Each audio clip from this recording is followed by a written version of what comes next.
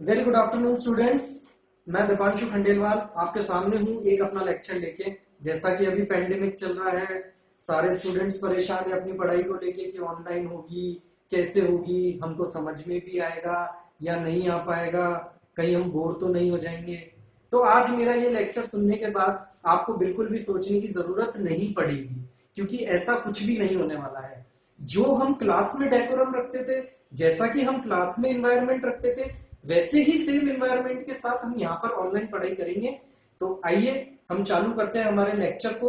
और आज हम जो चालू करने जा रहे हैं वो सबसे इंपॉर्टेंट और इंटरेस्टिंग टॉपिक है क्लास 12th का, जिसको हम बचपन से सुनते हुए तो नहीं आ रहे थे, पर हाँ कहीं ना कहीं 10th क्लास में हमने जरूर सुना था। मेंडल। बोले हाँ सर, याद आ गया मेंडल के नाम से, तो वो साइंटिस्ट जिसने पी के ऊपर एक्सपेरिमेंट करा था। हाँ, उसने पी के ऊपर एक्सपेरिमेंट करा था। तो क्यों ना उसको इंटरेस्टिंग बनाया जाए, क्यों ना उसके हर एक छोटे छोटे पहलू को समझा जाए कि कैसे, क्यों, कब, क्या हुआ। आइए स्टूडेंट्स, तो चालू करते हैं हमारे आज के टॉपिक को, जिसका नाम है मेंडल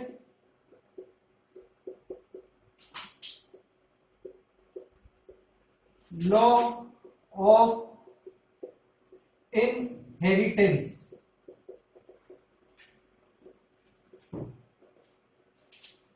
जैसा कि हमारा चैप्टर का नाम है मेंडल लॉ ऑफ इनहेरिटेंस, तो देखिए मेंडल के नाम से हमको सिंपल से समझ में आ रहा है कि जरूर ये किसी साइंटिस्ट का नाम है।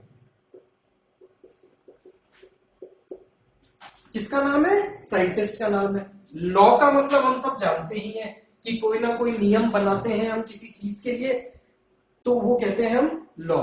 और इनहेरिटेंस का मतलब होता है कुछ चेंजेस जिनके बिहाफ पे हमारे रिजल्ट निकल कर आते हैं, जो कि पेरेंट्स से ऑफस्प्रिंग में आते हैं उस दौरान होते हैं। वैसे सेम कुछ केसेस यहां पर हमको देखने को मिलेंगे। तो ये तो बात हुई थी हमारे चैप्टर के नेम की। चलिए तो अब हम आगे बढ़ते हैं। तो मैं आपको पहले स्टार्टिंग में बोरियत करे बिना इसका पहलू समझाता हूं कि ये चैप्टर बताना क्या चाह रहा था। एक मेंडल नाम का साइंटिस्ट था, उसने एक प्लांट को चूज करा। अब उसने केवल पी प्लांट को ही क्यों चूज करा? चाहता तो वो रोज प्लांट को भी चूज कर सकता था, चाहता तो वो किसी मैंगो प्लांट को भी चूज कर सकता था, चाहता तो वो किसी भी और प्लांट को चूज कर सकता था। पर हमने केवल पी प्लांट ही पढ़ा, ऐसा नहीं है। उसने पहले उस प्लांट के ऊपर स्टडी करी। तो हमारा जो ये पूरा चैप्टर टिका हुआ है वो टिका हुआ है कुछ पॉइंट्स के ऊपर। जैसे पहला, मेंडल ने केवल पी प्लांट ही क्यों सेलेक्ट करा? Mendel selected only P plant. सबसे बड़ा क्वेश्चन मार्क ये आता है कि सर क्यों लिया? जब हम बात करते हैं तो सेकंड पॉइंट हमारा इसमें आता है कि चलो माना उसने अपना पी प्लांट ले तो लिया सेलेक्ट करके, पर क्या वो उसमें सक्सेस हुआ या फेलियर हुआ? क्योंकि हमेशा बात आती है जब भी हम कोई काम करते हैं तो हमेशा दो चीजों पर टिका हुआ होता है, या तो सक्सेस या फेलियर। तो मेंडल इसमें सक्सेस हुआ था। अब दूसरा पॉइंट है, how did Mendel get success?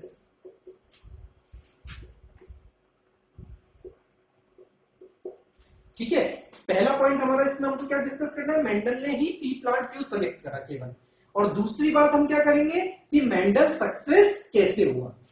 आइए स्टूडेंट्स, होपफुली मेरे को लग रहा होगा अभी तक आप मेरी क्लास से बोर नहीं हो रहे होंगे और आपको समझ में आ रहा होगा कि मैं बिल्कुल फ्रेंकली और अच्छे तरीके से आप लोगों को बिल्कुल कूल एनवायरनमेंट में समझाने की कोशिश कर रहा हूं। चलिए,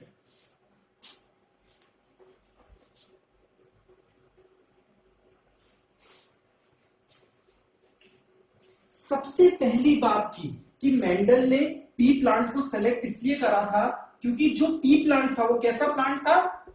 एनुअल प्लांट था। कैसा प्लांट था? एनुअल प्लांट था। ठीक है। सेकेंड, हमेशा उसमें कैसी कंडीशन बन रही थी? वो कैसा फ्लावर था? बाइसेक्सुअल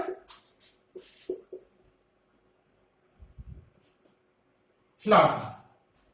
ठीक है, ये 2 पॉइंट सबसे ज्यादा इंपॉर्टेंट थे पी प्लांट को सेलेक्ट करने के अंदर। पहला पॉइंट तो क्या कि वो क्या था, एनुअल प्लांट था, और दूसरा क्या, वो बाइसेक्सुअल फ्लावर था। इन 2 मेन रीजंस की वजह से मेंडल ने पी प्लांट को सेलेक्ट करा था। ये तो बात हुई थी पी प्लांट को सिलेक्ट करनी। दूसरी बात हुई थी हमारी कि मेंडल ने इसमें सक्सेस कैसे पाई। तो आइए अब हम उस बात पे बात करते हैं।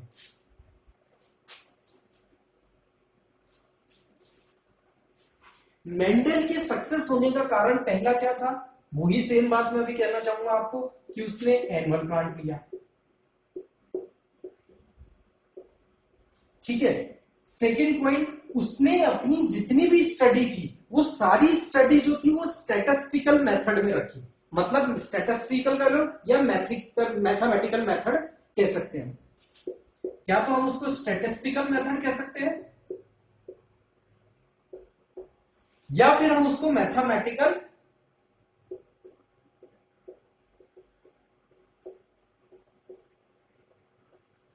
मेथड कह सकते हैं। ठीक है, ये कुछ 2 पॉइंट्स थे जिसकी वजह से मेंडल का सक्सेस होना पूरी तरीके से पूर्ण संपन्न हो गया था, या हम कह सकते हैं गॉट सक्सेस इन मेंडल। ठीक है, दोनों बात हो गई, इंग्लिश में भी हो गई, हिंदी में भी हो गई। चलिए,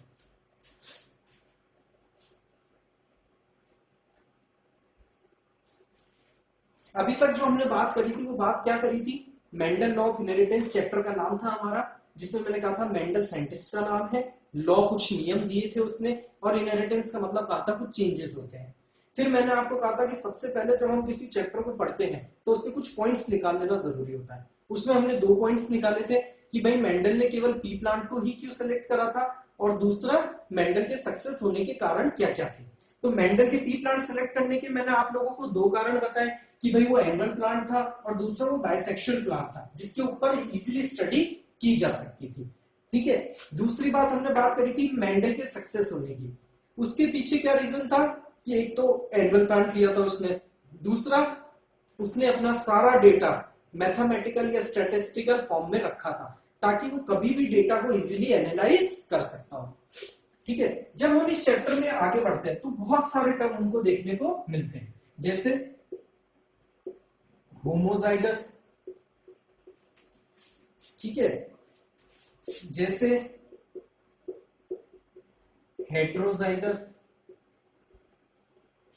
ठीक है, जैसे जीनोटाइप, ठीक है, जैसे फिनोटाइप। बोले सर आपने बता तो दिया इतने सारे term, homozygous, heterozygous, genotype, phenotype, पर ये होती क्या है। ठीक है, जब हम बात करते हैं होमोजाइगस की, तो होमोजाइगस एक ऐसी कंडीशन होती है जिसके अंदर हमेशा सिमिलर पैटर्न बनने को देखने को मिलता है। जैसे मैं कहूं 2 प्लांट्स है और दोनों ही प्लांट क्या है, टॉल है, मतलब वहां पर जो रिजल्ट है वो कैसा है, 100% टॉल ही निकलेगा, इसलिए इसको हम कहते हैं होमोजाइगस कंडीशन। ऐसी कंडीशन जिसके अंदर दोनों कैरेक्टर एक जैसे होते हैं उस कंडीशन को हम क्या कहते हैं, होमोजाइगस कंडीशन, मतलब 100% सेम कंडीशन। ठीक है, जब हम बात करते हैं हेट्रोजाइगस की, तो हेट्रोजाइगस के अंदर क्या होता है, हमेशा 2 प्रकार की कंडीशंस बनती है, मतलब कंडीशंस 50-50% पे डिवाइडेड हो जाती है, मतलब ये 50% टॉल भी हो सकता है और ये 50% ड्वार्फ भी हो सकता है। ठीक है, होमोजाइगस के अंदर हमने क्या कहा, केवल सेम सिमिलर कंडीशन ही बनेगी 100% रिजल्ट के साथ। हेट्रोजाइगस के अंदर हमने क्या कहा, हमेशा 50-50% कंडीशन बनेगी, जैसे कैपिटल टी और स्मॉल टी। ठीक है, जब हम बात करते हैं फिनोटाइप की और जीनोटाइप की, ठीक है, तो जीनोटाइप का मतलब आप समझ लो GEN, मतलब ये किससे रिलेटेड है, जीन से रिलेटेड है। बोले सर जीन हमेशा हमने सबने पढ़ा है, न्यूक्लियस है, न्यूक्लियस के अंदर सेल है, हो गए कंफ्यूज, सेल के अंदर न्यूक्लियस। मैंने क्या कहा था स्टार्टिंग में भी कि मैं क्लास ऐसी रखूंगा कि आपका प्रेजेंस ऑफ माइंड और एनवायरनमेंट बिल्कुल क्लास की जैसा ही होना चाहिए। मैंने क्या कहा, न्यूक्लियस है उसके अंदर सेल है, ऐसा कभी हुआ है क्या रास्ता, अंडे के अंदर कभी मुर्गी मिली है क्या, नहीं ना। तो उसी प्रकार से मैं कहना चाहूंगा सेल है, सेल के अंदर न्यूक्लियस है, न्यूक्लियस के अंदर क्रोमोसोम्स है, क्रोमोसोम्स के अंदर जीन है। मतलब सेल, सेल के अंदर हुए न्यूक्लियस, न्यूक्लियस के अंदर हुए क्रोमोसोम, क्रोमोसोम्स के अंदर हुए जीन। और जीन्स जहां पे बात आ जाती है वहां पर आ जाती है बात जेनेटिक मटेरियल की। और जेनेटिक मटेरियल की जहां पे बात आ जाती है वहां पे सिंपल सी बात है, बचपन से सुनते आ रहे हैं, डीएनए और आरएनए।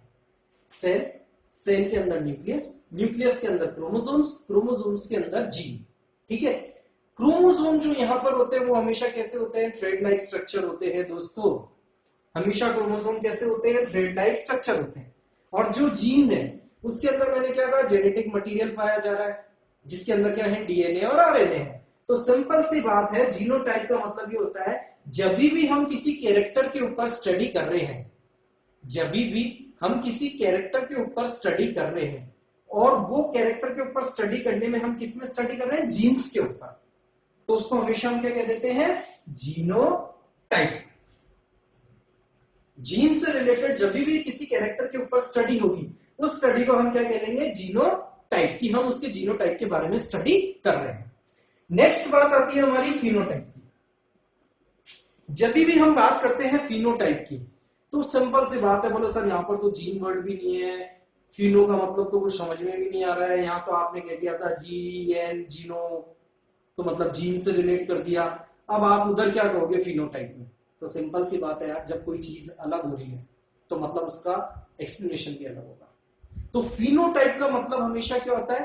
फिनोटाइप का मतलब होता है हमेशा जब हम किसी भी एक्सटर्नल चीज को देख के, या हम कभी भी किसी चीज की एक्सटर्नल को देख के उसके अपीयरेंस को पहचान सके या डिस्टिंग्विश कर सके। जैसे आप लोग मुझको देख के पहचान सकते हैं कि मेरे बाल ब्लैक है या ब्लू है या ग्रीन है या रेड है। ऐसे एक्चुअली मैं कराता नहीं आ रही, तोता कलर और लाल कलर ये मेरे को पसंद नहीं है। सिंपल सी बात है, मेरे ब्लैक कलर के बाल। तो ये तो सब मजाक की बात थी, छोड़ते हैं हम इसको। हमारा जो यहाँ फिनोटाइप से मतलब है, वो फिनोटाइप से मतलब ये है जब हम किसी चीज की एक्सटर्नल अपीयरेंस को देखकर उसको पहचान सके।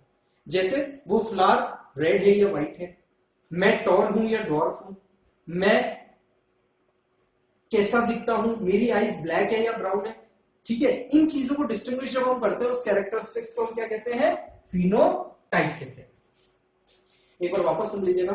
होमोजाइगस का मतलब मैंने आप लोगों को पहले ही बता दिया था, जब हम किसी कैरेक्टर के ऊपर स्टडी करते हैं और उसमें सेम सिमिलर 100% कंडीशन एक ही बन रही होती है, उसको हम कहते हैं होमोजाइगस। नेक्स्ट बात जब हम करते हैं हीट्रोजाइगस की, तो हीट्रोजाइगस के अंदर हमेशा क्या होता है? हमेशा कंडीशन जो बनती है कैरेक्टर की वो 50-50% बनती है, मतलब 50% टॉल 50% डॉर्फ। नेक्स्ट बात आती है हमारी जीनोटाइप की। तो मैंने आपको कहा जीनो से मतलब यहाँ पता चल रहा है कि हम जीन के ऊपर स्टडी कर रहे हैं। और जीन कहां पे मिलती है? सेल, सेल के अंदर न्यूक्लियस, न्यूक्लियस के अंदर chromosomes, thread like structure, chromosomes के अंदर जीन, जीन के अंदर जेनेटिक मटेरियल डीएनए और आरएनए। मतलब जब भी किसी कैरेक्टर के जीन के ऊपर हम स्टडी करेंगे तो वो सब किस में आ जाएगा? जीनोटाइप में आ जाएगा। फिनोटाइप के अंदर क्या बताया था मैंने कि जब हम किसी चीज को देख के उसके एक्सटर्नल अपीयरेंस के बारे में बता सके। जैसे मेरी आईज का कलर ब्लैक है या ब्राउन है, मेरे हेयर ब्लैक है या ब्राउन है, ठीक है, फ्लावर का कलर कैसा है, मैं टॉल हूं या डॉर्फ हूं। जब किसी एक्सटर्नल अपीयरेंस को देख के हम बता सके उस चीज को हम कहते हैं फिनोटाइप। ये तो बात हुई थी उस चैप्टर के कुछ स्टार्टिंग के नॉर्मल पॉइंट्स की। अभी तक मैं चाहता तो इन चीजों को स्किप करके भी आगे बढ़ सकता था या जल्दी जल्दी बता सकता था, पर हम हर एक चीज को बताना चाहते हैं। हमारे मेन जो इंस्टीट्यूट का मोटो है वो बच्चे को डीप तक स्टडी करवाना है। बच्चे एक्चुअल में भागते हैं, बोले सर समझ में नहीं आता है, एग्जाम टाइम में उतना ही लिखवाइए जितना नोट्स में जरूरी होता है। वो सब चीजें तो हम आपको प्रोवाइड करेंगे, पर हम जो यहाँ पर इन्फिनिटी कैरियर इंस्टीट्यूट है उसका मेन फोकस ये रहता है कि बच्चे के हर एक कंसेप्ट क्लियर हो और साथ में उसे पढ़ने में इंटरेस्ट भी है। ठीक है, आगे बढ़ते हैं।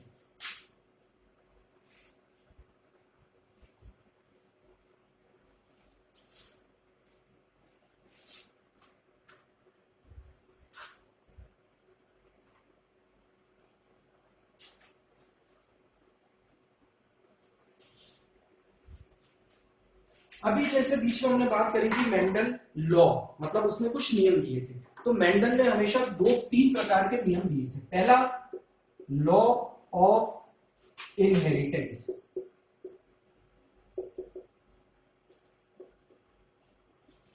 ठीक है। सेकंड जो दिया था लॉ ऑफ सेग्रीगेशन, ठीक है।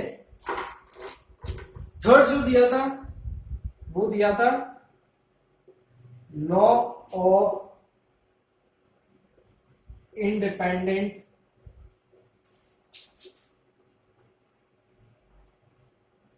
असॉर्टमेंट, ठीक है स्टूडेंट्स। मेंडल ने कितने प्रकार के लॉ दिए थे? Law of inheritance, law of segregation, law of independent assortment, ठीक है। ये 3 प्रकार के लॉ थे जो मेंडल ने दिए थे। आइए आज हम हमारे पहले लॉ को समझते हैं। हमारी क्लास का जो आज लास्ट पॉइंट रहेगा अभी फिलहाल वो रहेगा लॉ ऑफ इनहेरिटेंस, ठीक है। क्योंकि इसके आगे अगर ज्यादा हम एक ही दिन में क्लास को खींचने की कोशिश करेंगे तो वो आप लोगों के लिए भी बोरियत हो जाएगी। इट वॉज जस्ट अबाउट कि आप लोग मुझे सुनिए और समझिए कि मेरे पढ़ाने का तरीका क्या है।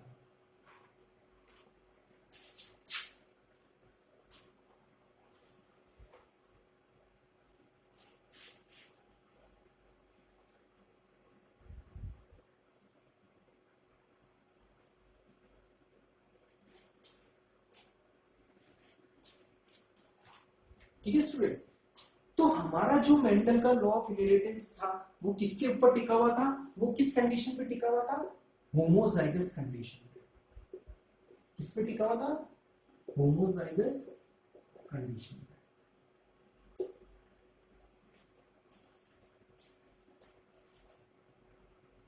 ठीक है। किस पे टिका हुआ था? होमोजाइगस कंडीशन पे। बोले सर होमोजाइगस में आपने कहा था हमेशा दोनों कैरेक्टर सेम होंगे, मैं अभी भी अपनी उस बात पे कायम हूं, ठीक है। मेंडल ने इस लॉ के अंदर क्या करा? मेंडल ने इस लॉ के अंदर 2 कैरेक्टर्स लिए, क्योंकि जब भी क्रॉसिंग की बात आती है तो हमेशा किसके अंदर होता है? 2 कैरेक्टर्स के बीच में क्रॉस होते हैं। तो मेंडल ने 2 कैरेक्टर लिए। एक तो क्या लिया? 100% टॉल लिया, ठीक है। दूसरा क्रॉस कराने के लिए मेंडल ने क्या करा? 100% स्मॉल लिया। हो गई homozygous condition. Capital T small T, मतलब होमोजाइगस कंडीशन हो गई। पर दिक्कत कहां आती है? अब सुनना, मेंडल लॉ ऑफ इनहेरिटेंस किस पे टिका हुआ था? होमोजाइगस कंडीशन के ऊपर टिका हुआ था। 2 कैरेक्टर लिए होमोजाइगस के। अब इनके बीच में जब क्रॉस करवाया तो क्रॉस करवाने पे हमारे पास जो रिजल्ट आया वो रिजल्ट क्या आया हमारे बीच में? एक तो आ गया कैपिटल टी और एक आ गया स्मॉल टी। भाई दोनों को क्रॉस कराया तो एक तो आ गया कैपिटल टी और एक आ गया स्मॉल टी। तो बोले सर आपने तो कहा तो होमोजाइगस कंडीशन पे कराया, तो ये तो हेटेरोजाइगस कंडीशन हो गई, तो ये तो लॉ फेल हो गया। नहीं, लॉ फेल नहीं हुआ था। अब आगे मेरी बात सुनना। हमेशा क्या रहता है, यहां पर जो एक कैपिटल टी निकल कर आया और एक स्मॉल टी निकल कर आया, तो हमेशा क्या रहता है? 2 कंडीशंस और बनती है कि कौन सा डोमिनेंट है और कौन सा रेसेसिव है। ध्यान से सुनना, कौन सा डोमिनेंट है और कौन सा रेसेसिव है। तो हमेशा जो कैपिटल टी होता है वो कैसा होता है? डोमिनेंट होता है। और हमेशा जो स्मॉल टी होता है वो कैसा होता है? रेसेसिव होता है। तो यहां पर जो कंडीशन बनी उसमें क्या हुआ? ये कैपिटल टी से स्मॉल टी के ऊपर डोमिनेंट था, इसलिए यहां पर जो रिजल्ट आया वो 100% कैसा रिजल्ट आया? टॉल रिजल्ट आया। और इसी की वजह से ये होमोजाइगस कंडीशन की जो प्रक्रिया दी थी लॉ ऑफ इनहेरिटेंस में वो हेंस प्रूफ हो गई और ये लॉ पास हो गया, ठीक है। मैंने क्या कहा? वापस सुनना। मेंडल लॉ ऑफ इनहेरिटेंस के अंदर उसने किस कंडीशन पे करा था? होमोजाइगस कंडीशन के ऊपर एक्सपेरिमेंट करा था। होमोजाइगस में उसने 2 कैपिटल टी लिए, मतलब एक प्लांट कैपिटल टी का लिया और एक प्लांट स्मॉल टी का लिया। जब इन दोनों के बीच में क्रॉस कराया तो रिजल्ट हमारे पास जो आया वो क्या है? एक कैपिटल टी आया और एक स्मॉल टी आया, ठीक है। जब कैपिटल टी और स्मॉल टी रिजल्ट आया तो उसमें मैंने आप लोगों को बताया कि 2 कंडीशन अराइज होती है। कैपिटल को हमेशा हम डोमिनेंट मानते हैं और स्मॉल को हमेशा हम रेसेसिव मानते हैं। तो यहां पर ये जो डोमिनेंट कैरेक्टर था वो इस स्मॉल के ऊपर डोमिनेंट हो गया, तो उसकी वजह से हमारे पास यहाँ जो रिजल्ट आया वो कैसा आया? 100% टॉल रिजल्ट आया और हेंस होमोजाइगस कंडीशन प्रूफ हो। यहां तक कोई दिक्कत आया समझ में? ठीक है। इसी के साथ मैं Deepanshu Khandelwal infinity career institute की तरफ से आज के अपने इस लेक्चर को यहीं रुकना चाहूंगा। हमारी तरफ से लगातार आप लोगों के लिए लेक्चर अपडेट होते रहेंगे। Stay home, stay safe, stay updated with Infinity Career Institute. Thank you, students.